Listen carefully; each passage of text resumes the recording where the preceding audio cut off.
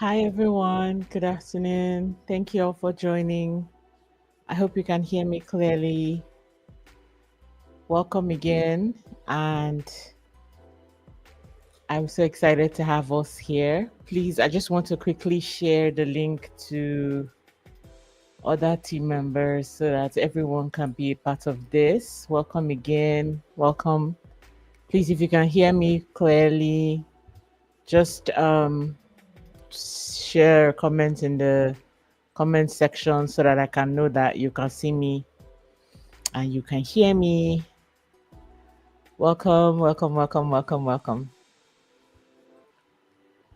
Okay,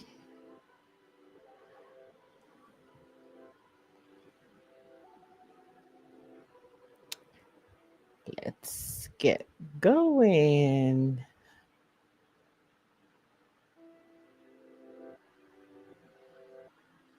Uh-huh.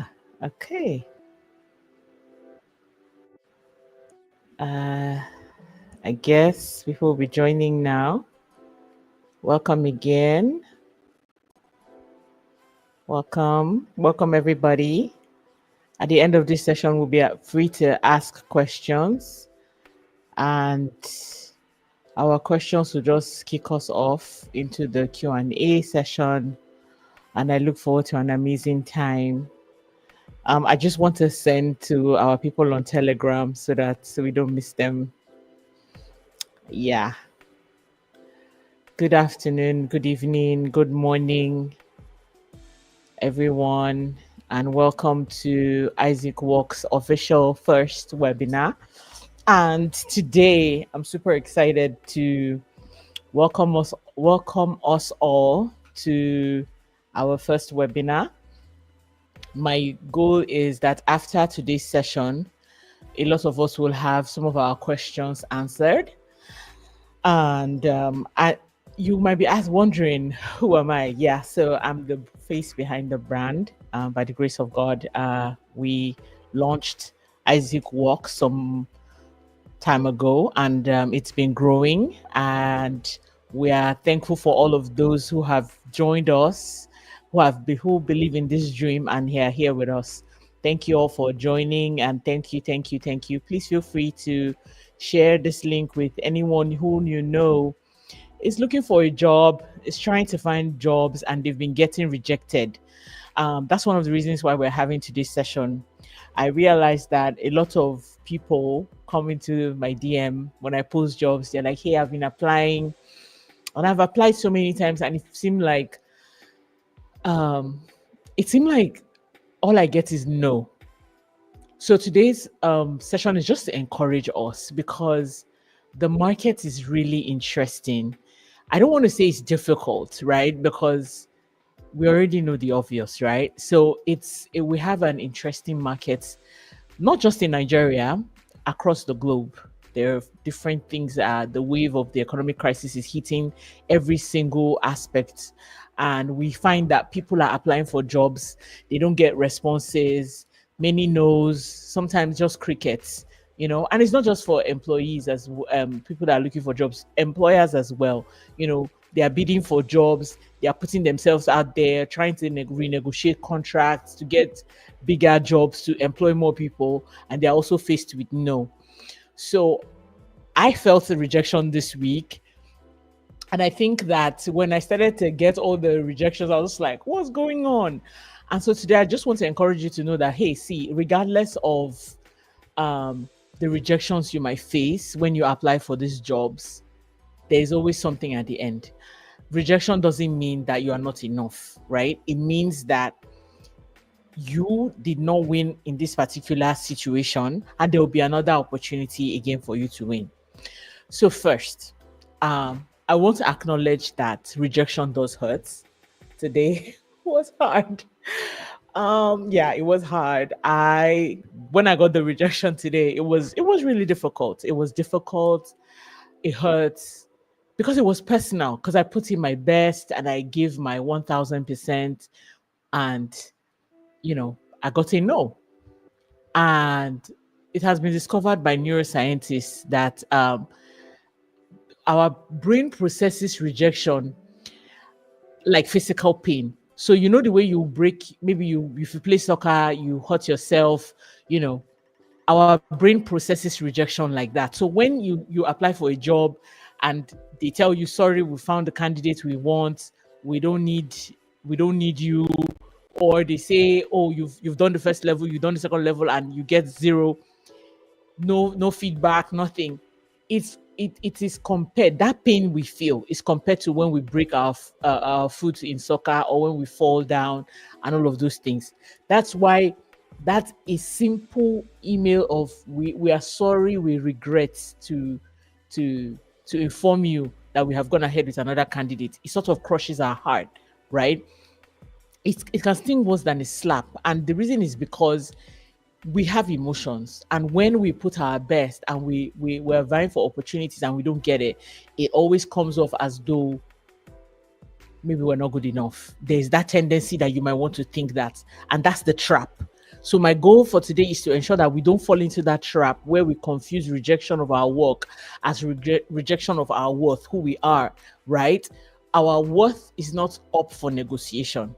Who we are is different from the job that we do, right? So it is important that we recognize that, not just as job seekers, entrepreneurs, business owners, all the works, right?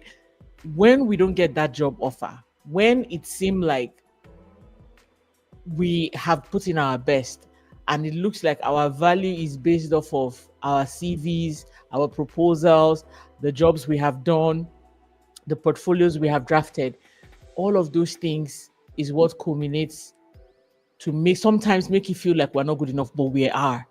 So today, I want to say, don't let this momentary no trick you into forgetting your internal yes. So now, there's something that has changed my perspective, right? And that was when I got the rejection today. So again, I'm using the rejection from today and the feedback I had gotten from different people to share what I'm sharing today. And what I'm trying to say is, if you have gotten a no, remember that that no is just one opinion. If you've gotten 50 no's, that is also 50 opinions based off of a piece of paper and an assumption of who they think you are. I've learned that sometimes God knows is louder than and his protection is superb.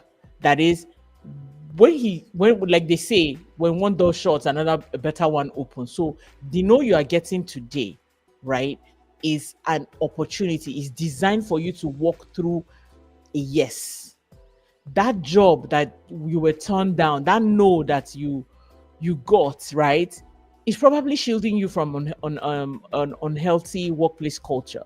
It's probably the rejection that is shielding you from a future burnout that you don't know, right? That clients that backed away, they might have assumed that they are the ones that are going to be the one that will lead you to the billion money that you're looking for. But it might just be God preserving your energy, yeah, for a bigger yes. So what I want us to look and try to do is, at the end of every rejection, can we ask ourselves this question: what did this no save me from? Perspective. Because behind this hidden disappointment, sometimes it's a saving, you know. Now, I sort of came up with something, and it's a little framework for handling rejection. And I'd like to title it as REST, REST, as a framework for handling rejection. The first R is for us to recognize the pain. When we get rejected, when we apply for jobs, we bid for contracts, we share proposals and all of those things, and we get that no, or we apply on LinkedIn and they send us 1,000 no's, we should not deny that pain. Let's not make it look like, oh, it's nothing. It's something. Don't deny it. Rejection stings because we are human, right? It happens. So it's okay to feel the rejection. But when we get that no, what are we going to do? That's the next step of this REST framework, and that is to extract the lesson. What lesson are we going to learn? Are we going to look back at our CV and say, okay, what did I miss out? What did I not articulate properly? Juxtapose your CV with the job description to say, okay, What did they require that I did not have? What is it that they they they needed? What skill did they need that maybe in my list of skills I did not include that I need to work on? Because we need to learn from that rejection. And if we just let it go, it means like it was, we just wasted that experience. Then the next thing is S, separate identity from outcome. That no, again, like I said previously, it is not who you are. When an employee rejects your employment, when your company gives you or fire you or something, and they tell you that big no, or they say, hey, our company can no longer go along with all these people, we have to reduce the overhead, and they, maybe unfortunately you're part of the people that are let go, it doesn't, that rejection is not who you are. So you can't go and now start saying to everybody that, hey, you've been rejected. That's not a tag. It shouldn't be a tag for you. You have to separate your identity from that outcome. They said no to the offer, but they did not say no to your person, who you are in your innermost being. They didn't say no to your worth, right? And then T is to transform it to fuel. And that's what I'm doing today. And I'm here to encourage you to do the same. Turn that failure, that no, that we are not interested, into something that fuels your next level. Redraft your CV, work on your CV.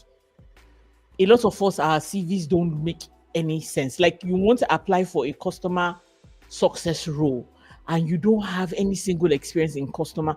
I mean, just think about it for a second. How will the organization trust that you'll be able to do what they want you to do? Even though you have all these years of qualification, you have to tailor it to what is needed at that time. So transform your CV, transform your approach during interviews. How are you showing up? Are you showing up as though you don't deserve it? Because the people that interview you, they can read your energy. When you show up for your interviews, whether it's online or in person, they can read the energy that you're coming with.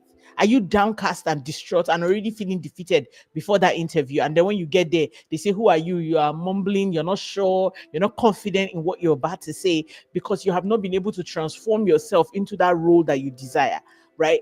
Some people come saying, hey, I'm looking for a C-suite level. And even the way they chat with me, I'm just like, bro, I know you want this role, but I mean, there's nothing. Like, I Google them, I don't see, they don't come off as a thought leader, but yet they want C-suite role, they want director role, they want top level roles. So all of these things are things we need to intentionally build. We have to transform ourselves while we wait for that opportunity that we desire.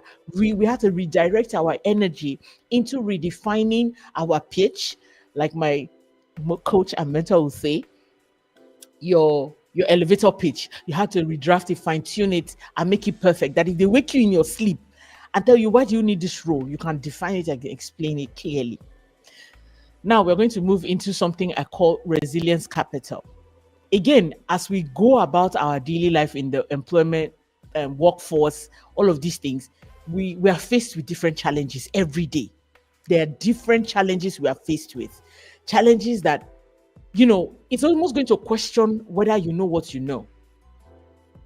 This resilience capital I want to talk to us about is how to regardless of what we face in the workplace, regardless of what we face when we apply for jobs, we will be resilient. We will not, how they say, if a child says his mother will not sleep, the child too will not sleep. Sure, that kind of thing. So if the company say they will not, you too, you will not. Forgive me if you're diaspora. I'm sorry. That's a Nigerian lingo. If a child says they will not let their mother to sleep, they too will not sleep, right? So resilience is every no, every hurdle we come in contact with. We have strength in our bank account of resilience to say, come on, you can't beat me down. You can't push me. You can't shove me to the corner. And I'm saying this because sometimes in the workplace, and that's why some people are already applying for another job. They're already facing a toxic boss, a toxic system, that mean director that has already sworn to your face that you're not going to move, right? So you're already like, oh, well, let me start looking for my next out. But you can't just do that because, again, you're going back to another market where there are lots of no's, sometimes even much worse than the organ that you are running away from. So we have to, as people, right, build resilience. Think about resilience as compound interest, right? So when money goes to the bank, like let's just say you put money in the bank. After a while, depending on the kind of account, you get interest accrued on that account. So your resilience has to be built because when I tell you, I I've been in HR for a long time, right? Over a decade. And I can tell you that you you think there are offers out there until you start looking. When you start looking in your role for the level that you are in, you will now start to see that, wow, okay, well, last time I was, the things they need are now different. You know, you can already tell if you see the jobs, even those of us that are on Isaac Works community that constantly see all the jobs we post, even in any role, they've changed it. Now people want educated nannies. How much more C-suite? What people want, people that are educated to be cleaners. People don't want regular secondary school certificate cleaners. They want graduates either from OND, HND, whatever. They don't. So the level, the demand for qualifications is constantly increasing. So for us to build our resilience capital as we are applying, as we are putting ourselves out there for the next big thing, it is important for us to be ready for the no's. And the no, remember, it is to sharpen us. It is not to pull us down. It's to say, okay, in this sector, this is what they need. I applied, they didn't want me. All right. How do I now go back with this job I'm doing? Start to build that skill so that when I come back again with my CV, I'm ready. It's a beautiful marriage because um the jobs are ready, the skills I need, they are ready, the my CV has been refined, I have polished my interview skills, I have clarified the roles that I want, and I'm sure to make sure that when I'm presented with the opportunity to say what I can do, I do it with excellence. Then for entrepreneurs as well, each no teaches us, helps us to refine our pitch, diversify our pipeline, to look at it and say, what's my MVP? What's my value proposition? Is my product really what I say it is? Am I innovating on my strategies? You know, it is very, very important that I would like to advise, right, that we log in our rejections. And I know this looks like we are having a book for failures, but no, just track with me and see what I'm saying. If you have a book where you document, I applied, I did this interview, I got to the final stage and I was rejected. And at the end of that rejection, you send the recruiter or those that were in your interview panel, you send them an email stating that they should give you feedback on your interview process. When they give you that feedback, usually some companies do that. Look at it critically, don't look at it sentimentally, because I know it hurts. Earlier we started off by saying that rejections come like a sting. So at the beginning, right, when you look at that feedback you have gotten, look at it critically and say, what are the lessons? No emotions. Let's just look at this objectively. What are the lessons that I have learned from this rejection? They said, oh, I didn't understand the company's product. They said I didn't understand the company's vision and mission, all the things. Good. Note all the points they say and then use that as what? Our resilience capital. Go back and say, okay, now that I know this was what they said to me, when I go for another interview, these are the things that I'm going to prepare. I will make sure that I understand the company's vision, mission, of values. I would make sure that my personal values align. I will make sure that my when they ask me who I am, I'm able to articulate my thoughts properly. I'm able to speak with composure and with eloquence. I'm able to show ownership. I'm able to show mastery of the work that I do. Right? That is one of the way that we can build our resilience capital. We have to seek for feedback, and we don't seek for feedback and throw it. You seek for feedback and build on it. So imagine if you have done this for like 10 organizations. There's no way, right? When you keep going, you see that you keep increasing, except if they just found someone that maybe it was internal politics and they needed to just choose a person. But usually, after your first two goes with these strategies, you'll find that you're already nailing offers and you're the one choosing, right? Other practical things I can ask us to do is please refine your CV. Get a professional who can revamp your CV and your LinkedIn profile after each rejection. That is, if you see that it's obvious, remember that there are some organizations that honestly, their reason for saying a no to you, you say when you hear when you by the time you get that feedback, you know that oh, they just did not want me. So that one, don't put it to heart. Don't take it personal, right? Then second, another thing we can keep doing is keep building our skills. Stack it up. Keep stacking your skills because the market we're in right now is skills versus talk. Let your skills do the talking. As we wait, take skill building seriously. Also, maximize LinkedIn as well. Use LinkedIn to speak about your achievements, the things you are doing, where you're winning, and all of those things. Then for entrepreneurs and professionals, and when I say professionals, I mean those that are within the managerial C-suite, head of departments, and all those kinds of things, the high level people, the professionals, you know, always whenever the rejection comes, my rule of thumb is don't shut the door completely. Always send that nice, kind final email, even after they say no, we don't want you, all the things. Always leave the door open. Send a thank you email to your recruiter, whichever company that you applied for, where you got invited to for an interview. Always send a thank you email. Copy all those that were on the panel. Usually, if you check, it depends. Some people hide the emails, you don't get to see it. Some people, everything is out there in the open. Always send a thank you message, even for entrepreneurs as well. Your clients you do biddings for, they say no, always send a thank you. Keep the door open for further collaborations. And state that in that email so that they know that okay, this person wants, if I want to go back, I can always go back. Then please don't apply for one job. I hear people tell me, hey, I want to move. I've been working here for 3 years. I feel like it's time for me to move to another job. But then they apply to just one company or two or three. Job application is like sales. You apply to as many as possible within what you're looking for, right? Don't just apply for one because recruiters constantly face high applications.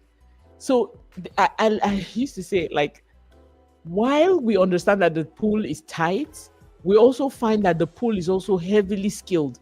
So you see overqualified people applying for roles, so always make sure that you're diversifying. You're applying to more than one industry. Don't just say I'm a brand manager for FMCG and that's the only place you focus on. You don't consider consider the aeronautical industry. You don't consider agricultural industry. You don't even consider government. You just it's FMCG. It's FMCG. You don't want to move. You don't even consider tech. You don't consider fintechs as well. It's just what you want. There's always opportunity in diversifying, right? Also, let the rejection sharpen your communication. Find ways to always sharpen your skills for communication. Find ways, opportunities to speak. Use those things because all of those things build your morale, builds your confidence, and allows you, an opportunity to rehearse for that your final yes, right? Um, Now, I would like us to go through something as we almost round up. And what I want to say is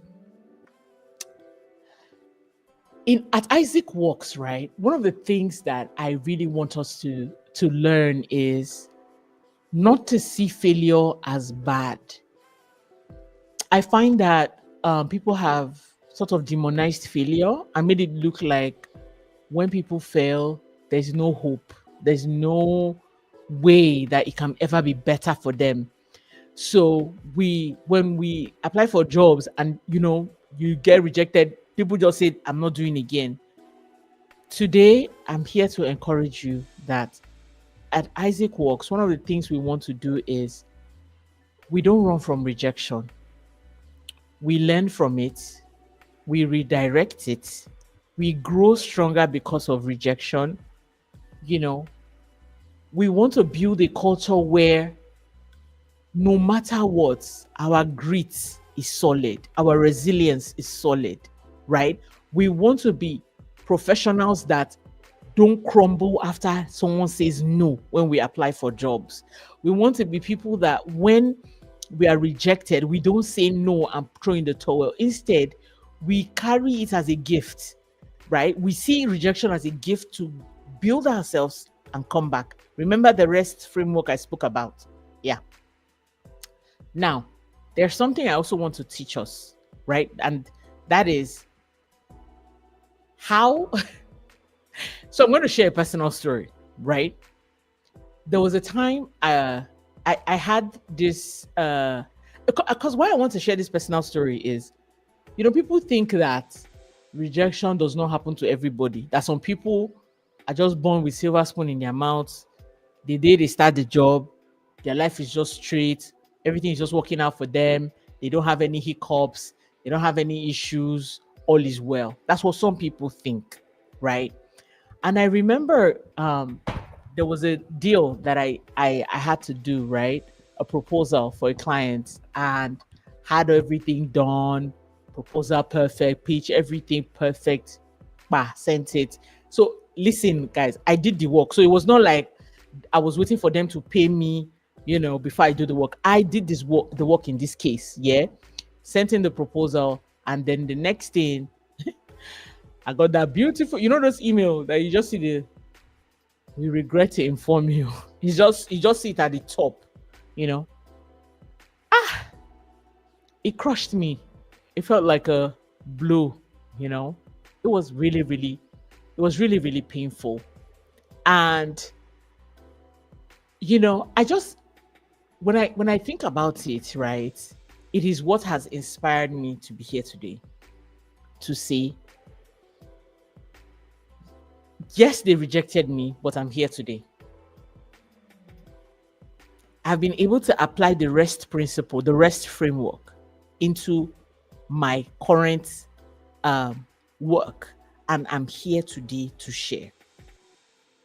So next time a rejection comes, what am I going to do? Let's go back to the REST framework for those who just joined us. Recognize the pain of that rejection. Let's extract the lesson from that rejection. Let's separate our identity, who we are, from the outcome of that rejection. Let us transform that rejection into fuel. Let's not let that rejection beat us down, right? And with that, I come and I want us to just say these affirmative statements. And you'll be wondering, why do I want to say all these things? Why? What's going to be the value? That's you speaking to yourself, and yourself knows your voice, right? So say with me, I am not defined by man's no. My worth is anchored on God's internal yes for me. I am chosen, I am accepted, and I am loved. Every rejection redirects me to God's best. What seems like a closed door is a setup for a greater open door. We're not done. One more. Say with me. I rise above setbacks. I carry divine resilience. No disappointments can break me. I bounce back stronger every time. One more. Say with me. I step into new opportunities with courage. I refuse to fear the future. My steps are ordered always. And the final declaration is, I declare that rejection will not define me. God's redirection refines me, and I walk into new seasons in courage and in joy. If this YouTube session helped you, which I know it did, please subscribe, share it with someone who just got rejected, Let them play this, and hopefully it reminds them that their next yes is indeed waiting, and there's no need to give up. Remember, if you'd like to join us at Isaac Works, the fastest growing job board in Africa, please jump in the link in the description, or you contact us on LinkedIn. We're on LinkedIn, we're on Instagram. DM us and we'll send you the link to join. We look forward to having you. Remember that you are loved, you are important, and there's more ahead. Stay hopeful, stay in faith, and keep applying, keep pushing your best, keep doing your best, because your best is indeed good enough. Wish you all the best. Bye bye.